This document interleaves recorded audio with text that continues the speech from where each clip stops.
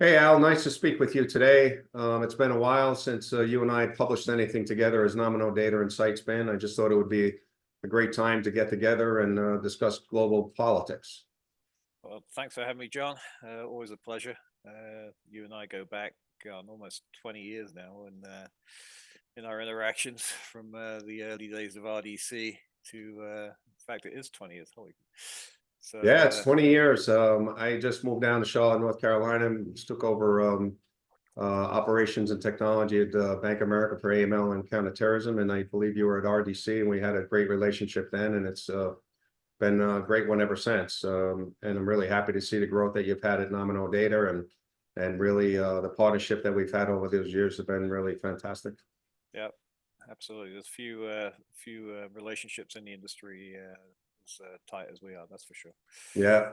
Well, one of the things, we've been dealing quite a bit in geopolitics, and Seitzman has done quite a bit of bribery and corruption projects over the years. And as the Heidelsman here at Seitzman, uh, we've done a lot of work with bribery and corruption. We built out the program at Citibank and at Barclays Bank and others. And over the past couple of years, we see a lot more work in counterterrorism and AML and sanctions, but not so much in bribery and corruption, which I think is one of the most important subjects this year globally. In a geopolitical perspective, we have more elections going on this year than ever in the history of the world. We have over 2 billion people voting in over 50 major countries having an election this year. And that includes India, the EU, United States, Indonesia, Pakistan, Mexico, UK, South Africa. I mean, immense countries. And these are gigantic populations, they're gigantic democracies, and so many people going to vote. That creates a lot of risk. And in the risk industry, obviously, we look at managing risk and looking at risk, not because we're worried about it, but when you have a plan, you feel more comfortable. And I always felt that way. So democracy is great, elections are great, but we also have a lot of changes coming with that, particularly to the politically exposed persons list. And as you and I have been dealing with this for a lot of years, and a lot of our clients have to deal with on a daily basis, I wanted to spend a little bit of time speaking with you and getting your perspective and Nominal Data's perspective about political action, politically exposed persons. There's over 1 million people on that list, and I wanted to get your view of how it's changed over the years, how it's going to change over the next several months, or particularly over the next year. And then we could break down the type of PEPs from politically exposed people, politicians, elected officials, close associates, diplomats, judges, and others. There's even 3 spies on the list from Russia, I believe, if I'm correct. But what are your views on how to manage that and some of the landscape over this year that we should be looking at, Al? So the pet market has kind of matured over the years, but this year is really bringing it back into focus. There hasn't never been an election year like this, where there's been so many elections. I think the stat is something like nearly 60% of the world's economy is going to be under new leadership. Which is a scary fact when you think about it. Nearly 50% of the world's population will be under new leadership. And so that leaves avenues for bribery, corruption related to political figures. So the Nomino Data approach to the PEP file is basically around identifying the high, in different tiers. So you have a tier 1 PEP, which is the Minister of Agriculture for England, for example. A tier 2 PEP, who is a diplomat for the in the United States from a foreign country, or U.S. diplomats overseas, judiciary, clergy, military officials, and so on. And then you have the lower level where you're getting into things like relatives, close associates, and then people such as members of school boards, for example, in Canada. So these types of layers of PEPs, pretty important to identify as to what their level of risk is. School board member is not the same as the finance minister of Azerbaijan, for example. Absolutely. And then let's look at the compliance officers that are using this data. There are two types of compliance officers, in my opinion. There's ones that want to know everything about everybody across all levels of risk. And there are others that just say, hey, we check the OFAC list. And the OFAC list type compliance officers sometimes happy with the CIA World Leaders list, which used to be for a long time the basic minimum requirement that people would use to screen PEPs, and that would check the box. And regulators, I guess, would let them skate on that. But that's changing, and the the focus on PEP files and the quality of PEP files and the breadth of PEP files is really coming into scrutiny now. I think I agree with everything that you said, and the most important thing is what used to work isn't working anymore, and it will work in the future. So you're just using the CIA list, which was a standard go-to years ago, is no longer going to make it. And also, if you look at some of the changes and looking at domestic PEPs versus international PEPs, each country has different regulations on who you have to look for. What's your feeling on looking at like close associates of PEPs? Because that's a little bit harder, a little bit of more of a challenge to do. And how do you go about determining who's a close associate or not? Yeah, so there's two levels of that. There's the research level where you're going through and looking at PEP bios and picking up their wife and their kids and so on. There's also a relationship where somebody is mentioned in an article in media with a PEP, and that can lead to discovering networks that are completely disconnected through regular sources, but using the media PEP relationship. We have a file that covers that, where we've taken our negative media archive and tagged the people and persons in that, and so you can now look in that file and say, oh, this A. Thorbjørnsen is a Norwegian politician, and here are 30 associates. Mm-hmm. And that discovery would never be curated through looking at Wikipedia bios of politicians, for example. Mm-hmm. It's an interesting approach from that, and by leveraging that type of method, it allows us to give greater coverage across the board on PEPs and RCAs. Let me also add, sorry, go ahead. No, I think that's a good point. And as you expand out that list of politically exposed persons from let's say an elected official to family members and to associates, obviously financial organizations are allowed to bank politically exposed persons, and they have the right to participate in the financial service system. But I also think there's a risk-based approach, like everything in AML and everything in risk management. I think where you're going is very important. So like if somebody's listed in a news article and they're closely associated or even loosely associated, it's good to know. Right. That doesn't mean you don't have to, you don't need to close down accounts or anything, but you want to look at their risk factors a little bit differently. So are you implying that the risk-based approach is also applied to politically exposed persons? Absolutely, yeah. So that being in the associate file, will allow you to identify relationships that you might not get with a classic PEP file. Mm-hmm. And then the same applies to things like our human trafficking file. The fact that the phone number of that particular client happens to be in our human trafficking file because they posted it in a sex ad doesn't necessarily means that they are trafficked, but it's a tripwire, it's a radar to give banks an early warning to issues around PEPs, and in that last example, human trafficking. Mm-hmm. Are you gathered in both politically exposed person and human trafficking, when you're gathering these contact points, for lack of a better word, are you looking at negative news and then gathering it from there, or how exactly do you do that? It depends on the type of data we're looking for. We'll use media to supplement the rest of it. The other stuff is just brute force scraping of call girl sites. Right. Well, I mean, these are critical for the safety of society, right? Which is how this all started in the first place. Lead to reduce and someday eliminate certain types of illicit activity. But one dealing with corruption, one dealing with the worst crimes of the world, human trafficking and slavery.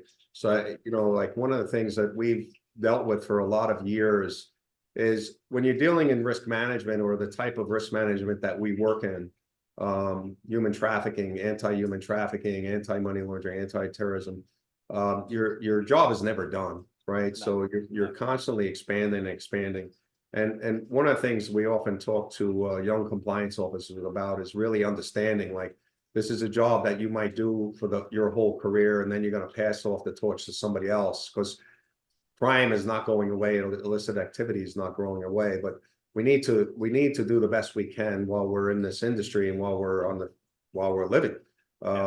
So when you're dealing with human trafficking and you're dealing with these name acquisitions, are these numbers increasing? Like absolutely, yeah. And at what rate are they increasing? I don't really have a stat on what rate they're Mm, increasing. They're increasing, incrementally, daily, yearly. mm, And that's one of the things we talked about in the preamble before we recorded this was, once a PEP, always a PEP. A PEP who's a minister of agriculture for XYZ country, once they retire from office and they've fallen out of the 5-year rule, they still know all the guys that were mm, actually and maybe still in office. So they move from being a PEP to an RCA, mm. and are still listed as an RCA. Right. It's the rules of the 5-year expiration of a PEP status really don't work because they have the network. They know these people. Mm, They work with them. They have access to them. It's an interesting process. yeah.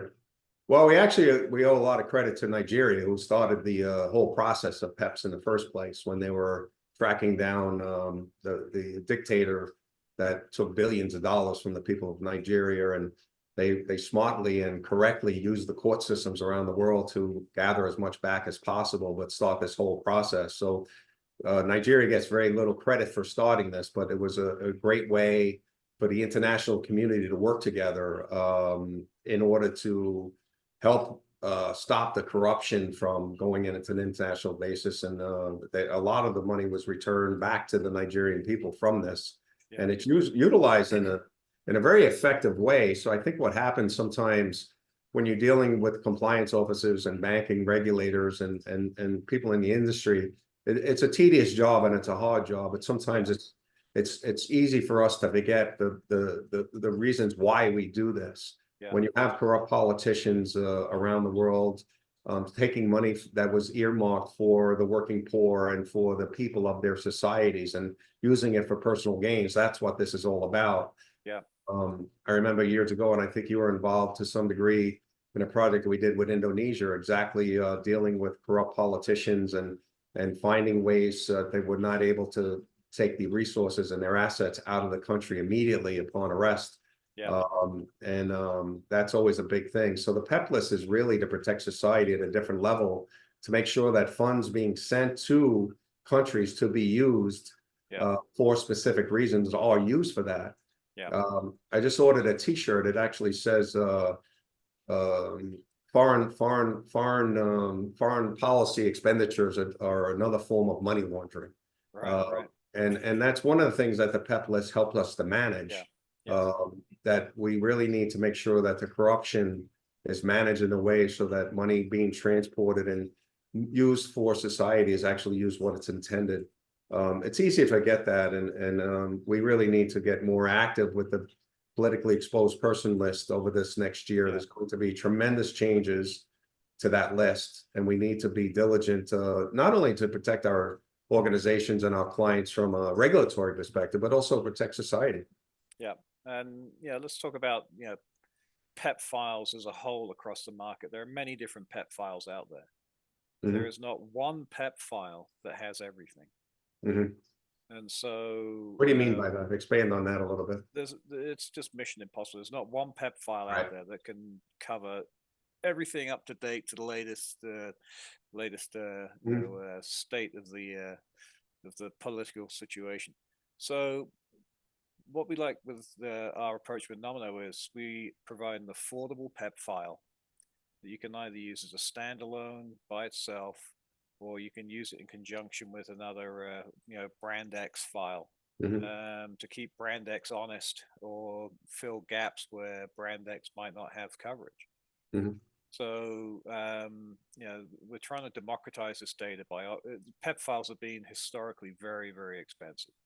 And we're changing that with our price point and our data availability. Well, the more people that have the information, the better it is to protect society. So Yeah. I applaud you for doing that. I also think as time goes on and you get into more advanced technologies, when you take the PEP list, which is going to grow this year, Hmm. substantially, percentage-wise, it could grow. It could grow at a percentage we've never seen before with the number Yeah. of elections this year. Yeah. And particularly with the 5-year rule, that number could easily grow by 50%, if not Yeah. more. Yeah. But I also think some of the advanced technologies that are coming out, particularly quantum AI, are Hmm. going to make this that the names and the people on the PEP list and also the closely associated will be easier for Yeah. organizations to find. Yeah. So I think where the message to a lot of people that are going to be deemed PEPs is to self-identify yourself, because the technology is getting there where you will be found. And if Yeah. you self-identify, it's always a better way to do it. Your organization and your financial services organization will appreciate it. But technology is getting better and better, where if you're trying to hide something, it's not the best approach to dealing in an open free market. Well, let's talk about the technology piece for a minute. A lot of our competitors are, they've gone firmly down the API approach, and they love their APIs, and it's the greatest thing since sliced bread. Here's the problem. When you have an API and you're trying to discover a network, every node on that network needs an API call, which slows down round trip reliability, and it exposes your search history to the API provider. Mhm. So if you're a Swiss bank, for example, you do not want the names of your clients going out, even though it might be encrypted end to end. It still has to be decrypted and searched at some point, against the watch list or PEP data, for example. So Nomino's approach is to put files on premise inside software. So it eliminates that whole level of round trip, whole level of security. I don't want to know what you guys are searching. Here's the file. Load it up, and then when you're doing link analysis with Mhm. your different products, to do that, it's so much faster because it has the entire table there. You can just look at it and go boom, boom, boom, these guys, and create your graph. Right. Makes life so much easier when you're running with a file on prem. Well, as the file gets bigger, it's actually on-prem is a lot faster and a lot Absolutely, easier yeah. for, it's a lot more cost efficient also. Yeah, yeah, and it's old school. We're shipping around CSV files, but that's a lightweight format that works for our data, Right. and it works for the network link analysis stuff. Well, we appreciate the time, Al. I think this is a very important subject that SightSpan is involved with. We're going to stay very involved in these geopolitical aspects of the risk management that we do. We're really pushing on the bribery and corruption side. We're working with some different governments right now, dealing with that at a new level. Also, at the end of this, we're going to put up a way to get a hold of you in case somebody wanted to look at your PEP list or discuss that with you further. We're also offering out that anybody that's ever done business with SightSpan over the last 17 years, if you need your whistleblower policy updated or you need one created, we will do that for free of charge. Because the only way we're going to stop corruption is if we all work together, and whistleblowers are the best way to stop internal corruption. So anybody that needs a whistleblower policy updated or needs one to begin with, SightSpan will create one free for you. If you've ever done business with you, we'll do that for you, because we want to be part of the solution, and we want to be part of the revolution to have a financial democracy across the board. So I really appreciate the time, Al. Look forward to speaking with you soon, and we'll end on that note. Thank you very much. Always a pleasure, John. Thanks for having me. All right, bye.